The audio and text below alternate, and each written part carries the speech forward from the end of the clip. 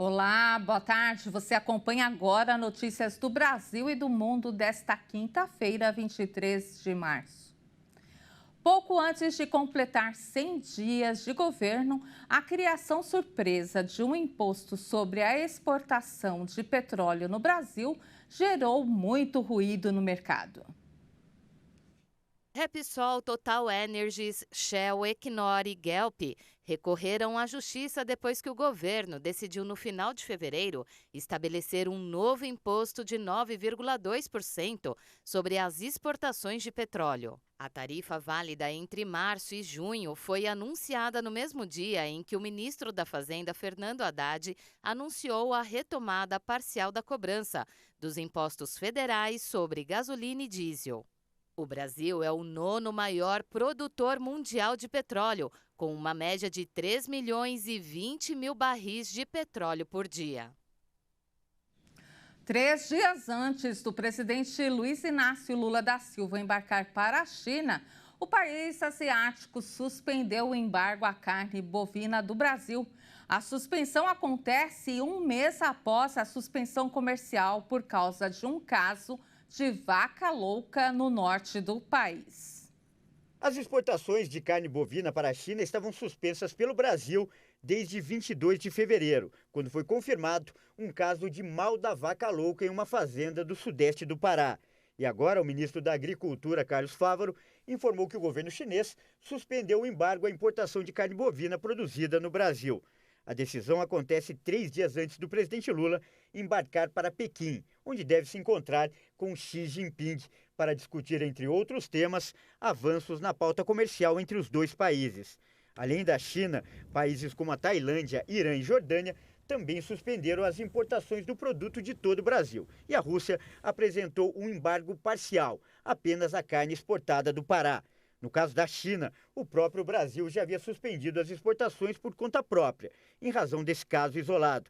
É importante lembrar que o acordo bilateral entre as nações define o autoembargo, quando problemas assim são detectados. Durante a viagem do presidente Lula à China, integrantes do governo esperam que a China autorize mais frigoríficos brasileiros a exportarem para o país. Desde 2019, o gigante asiático não concede novas certificações para que empresas brasileiras possam exportar carnes bovinas, suínas e de frango.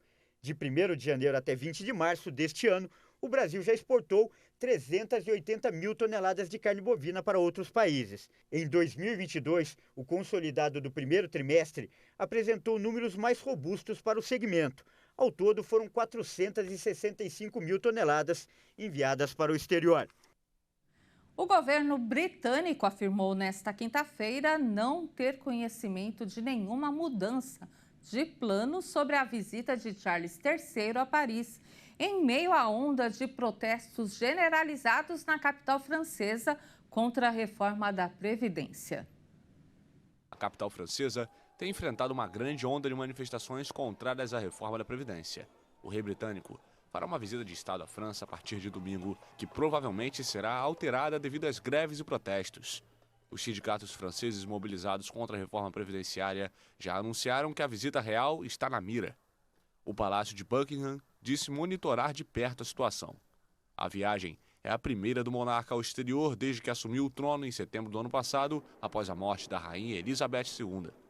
Acompanhado de sua esposa, a rainha consorte Camila, ele deve permanecer no país até 29 de março, quando então viajará para a Alemanha.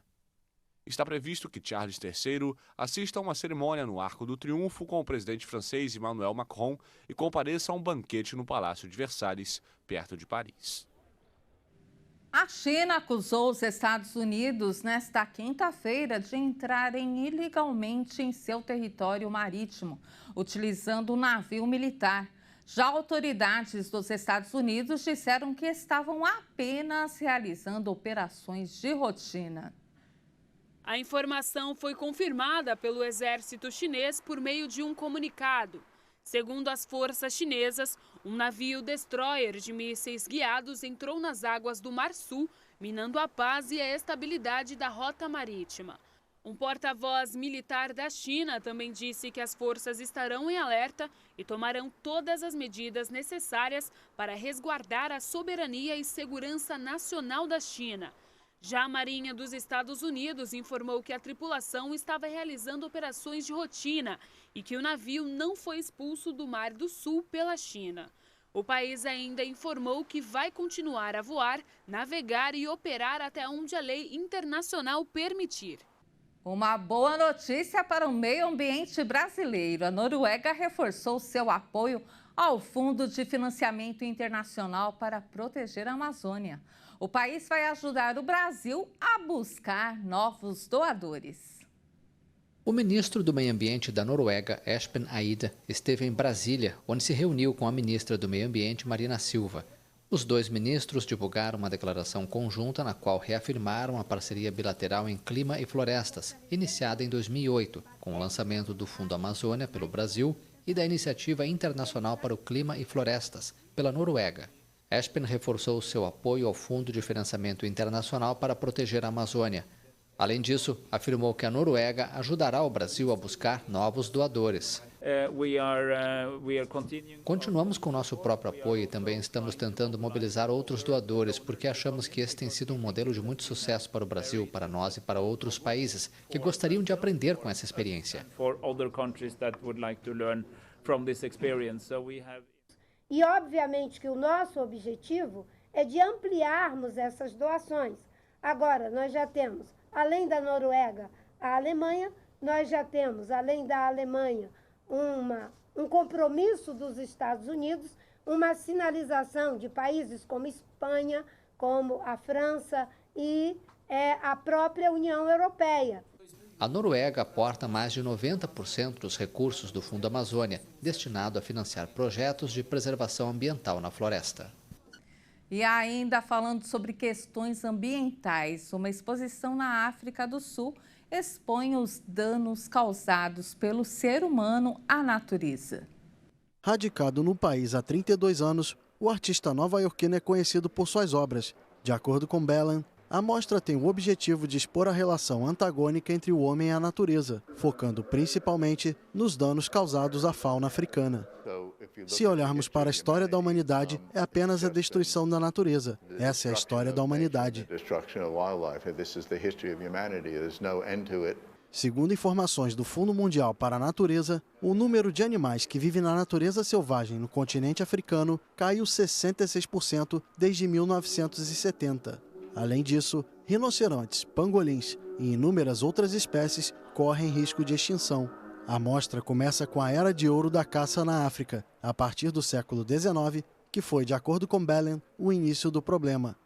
Ossos humanos, cabeças de animais e marionetes que projetam imagens inquietantes são vistos durante a exibição. A exposição The End of the Game será intencionalmente realizada na recém-inaugurada Galeria do Artista, a Inside Out Center for the Arts, em um influente bairro de Joanesburgo. O espaço foi criado com o objetivo de instigar a reflexão em turistas que atravessam a cidade rumo aos safaris na África do Sul. Desde o começo dos tempos, o homem se força para saber como vai ser o tempo, se vai chover ou fazer sol.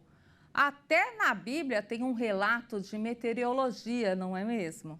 O livro de Mateus, no capítulo 2, versículos 2 e 3, diz que pelo vermelho escuro do céu é possível saber se vai chover. E a meteorologia se tornou uma ciência fundamental na vida moderna, seja para a economia, com as plantações e colheitas, para prever desastres naturais, como enchentes, ou simplesmente para levar um guarda-chuva na hora de sair de casa. Por isso, hoje, dia 23 de março, é comemorado o Dia Mundial da Meteorologia. E a previsão é de tempo bom. A meteorologia é uma ciência aplicada que estuda as leis da natureza que governam os poderes da atmosfera e suas interações com a superfície terrestre. Essa é a definição científica da famosa previsão do tempo. Desde os primórdios, o homem trabalhou para descobrir como seria o comportamento do clima. Até que no século XIX foi criado na França um sistema eficiente. Urbain Le Verrier desenvolveu um método para prever as tempestades. Ele criou uma rede de 24 estações espalhadas pela Europa para observação do tempo.